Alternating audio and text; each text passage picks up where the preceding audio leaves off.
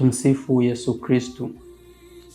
Uongozi wa utume wanataaluma wa Kristu Tanzania, Christian Professional of Tanzania CPT, tumepokea kwa masikitiko makubwa taarifa za kifo cha askofu mkuu mstaafu wa Jimbo Kuu Katoliki la Dar es Salaam, Mwadhama Polycarp Kardinali Pengo. Kwa mujibu ya taarifa iliyotolewa usiku wa kuamkia leo na ofisi ya askofu mkuu wa Jimbo Kuu Katoliki la Dar es Salaam, Mhashamu Yuda Thaddaeus Ruwa'ichi, hayati Polycarp Kardinali Pengo ameitwa nyumbani kwa Baba wa milele majira saa 4 kamili usiku katika taasisi ya moyo ya Jakaya Kikwete alipokuwa akipatiwa matibabu. Uongozi wa CPT unatoa pole kwa Mhashamu Askofu Mkuu Yuda Thaddaeus Ruwa'ichi, askofu mkuu wa Jimbo Kuu Katoliki la Dar es Salaam, maaskofu wote, mapadri, mashemasi, waumini walei na kanisa lote la Tanzania. Utume wa CPT unaungana nanyi kwa sala katika kipindi hiki kigumu.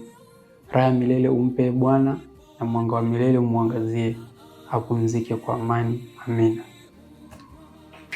Karibu tusikilize kwa ufupi historia ya hayati Mwadhama Polycarp Kardinali Pengo. Hayati Polycarp Kardinali Pengo alizaliwa tarehe 5 mwezi wa 8 mwaka 1944 Jimbo Katoliki Sumbawanga.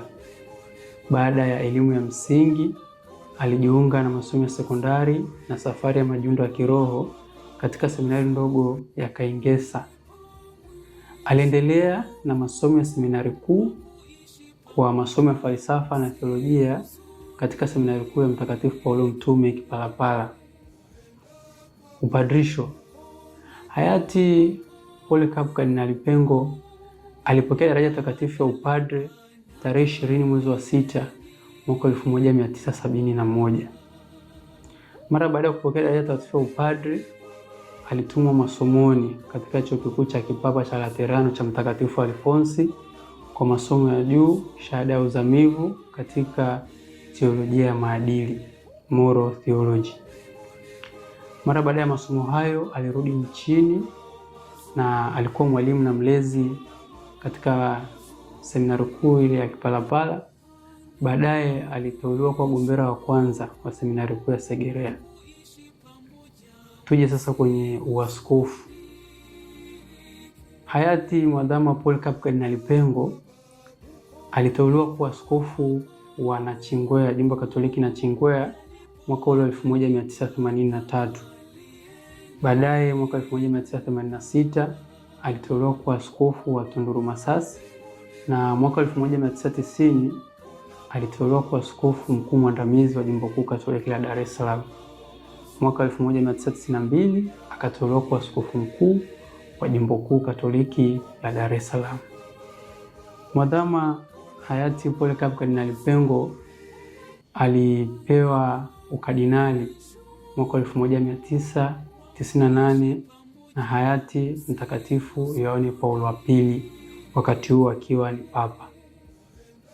Basi kwa ufupi wa historia hiyo, hayati Polycarp Kardinali Pengo amekuwa ni kiongozi ambaye amekuwa ni chachu kubwa kwa historia ya kanisa katika safari yote aliyopitia katika majimbo yote.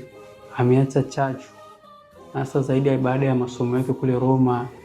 Alikuja kuwa chachu kubwa katika swala zima la maadili, miiko ya kanisa na masuala mengine ya imani kwa ujumla.